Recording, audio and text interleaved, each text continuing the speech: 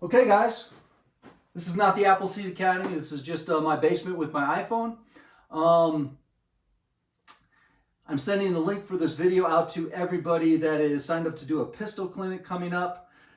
In the email for the pistol clinic, I sent you a document that had some recommended dry practice exercises or dry fire exercises, and also some suggestions if you have a chance to visit the range anytime between now and our pistol clinic. Before we begin, just to let you know, we are in my dry fire area, so it's been sanitized. There's no live ammo. I'm starting with a safe pistol that's been flagged. You can see all the followers in my magazines, and the only ammo are my dummy rounds. So my pockets, there's no live ammo anywhere. If you have already got a really solid foundation as far as a stance and a grip, you're welcome to use that at our clinic. If you don't, I want you to be familiar with what the Appleseed pistol manual has inside it, and if you don't have good technique or habits yet, give you somewhere to start so that when you do your dry fire practice, you are practicing correctly or have a starting point. So the first thing I'm going to talk about is the stance. There's some terminology that we use in the pistol manual that's different than the rifle manual. You remember in rifle we talk about our trigger hand. Okay, this is my trigger finger and my trigger hand, my trigger side. This is my support side. Additionally, in the pistol manual, we use those terms, and we will also call our trigger side of our body our strong side. So this is my strong side foot, for instance. We'll use that when we talk about our stance. The stance we're going to use at our clinic, or the one that we'll teach in our manual, is the isosceles stance. And it's going to give us a nice, stable shooting platform. And it's also going to help us to manage our recoil somewhat so that we get quicker follow-on shots. And that's going to be important throughout the course of our clinic. So to start, our isosceles stance, feet are square to the target, about shoulder width apart. You may put your strong side foot back slightly. Weight is balanced left and right, and maybe forward on the balls of the feet. Knees have a slight bend. At the waist, we're bent forward, and that gives us our weight over the balls of our feet and gives us kind of nose over the toes. Our shoulders are rolled forward and locked. Our elbows are straight and rolled in and locked. Our head is behind the pistol with the pistol raised to eye level. So just like rifle, we don't want you bringing your head way down here. We want you to bring your pistol up to your eyes, and your head is behind the pistol. So that's our good stance. It's difficult for me to get in a really good, stable position when I try to go through it piece by piece like that. The way I think about it is an aggressive boxer or fighter stance. So you start with that same stance, and then when your arms and shoulders and elbows come forward, that's a pretty good stance for your pistol. And looking at it from the side, again, I got that nice aggressive stance, and then it moves into my isosceles pistol stance. Okay, so now let's talk about grip. And again, we have a couple of new terms. The first one is, go ahead and get our pistol out. We're going to call the back part here, this is called the beaver tail.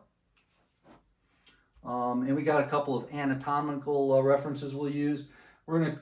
You'll hear me reference thumb swell. Some people call this the thumb drumstick. Okay, so just that piece of flesh there, that big meaty piece of flesh.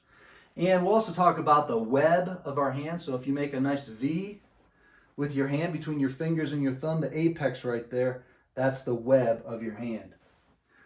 So when we build our grip's going to do two things. Our primary purpose is to make sure, just like in rifle, that we can hit that trigger,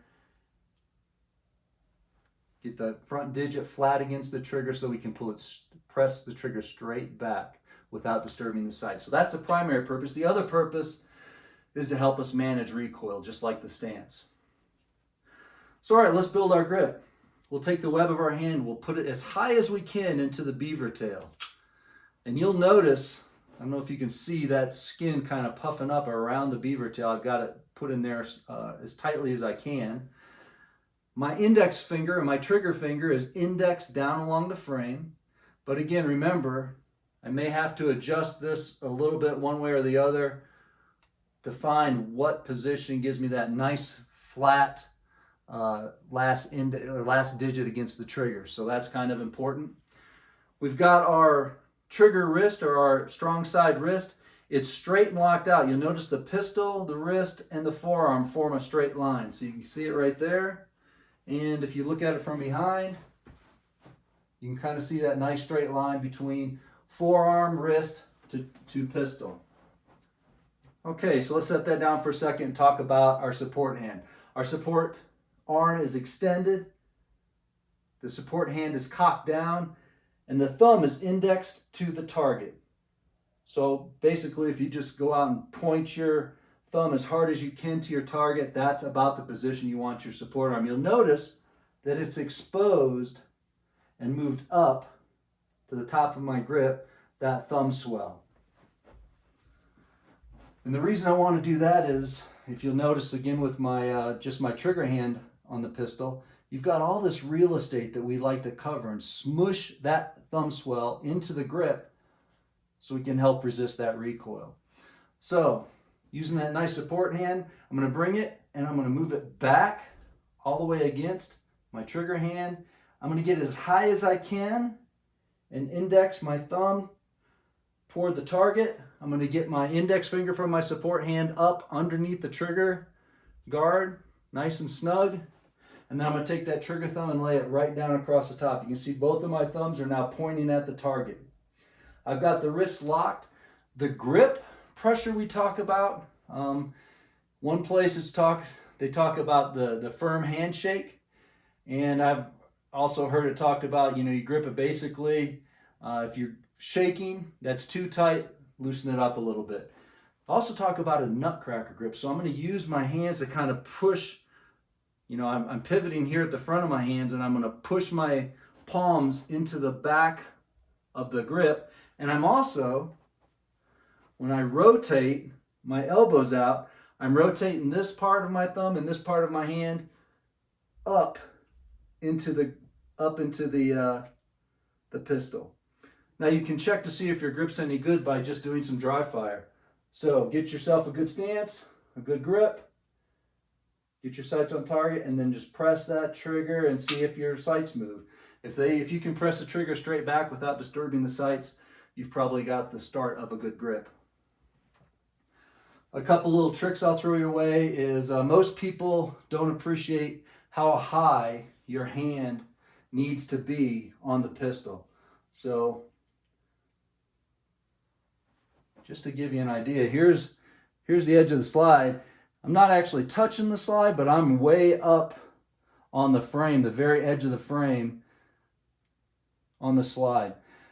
A good thing you can do to kind of check to see if that grip is good is grip it really hard and then pull back and run the slide.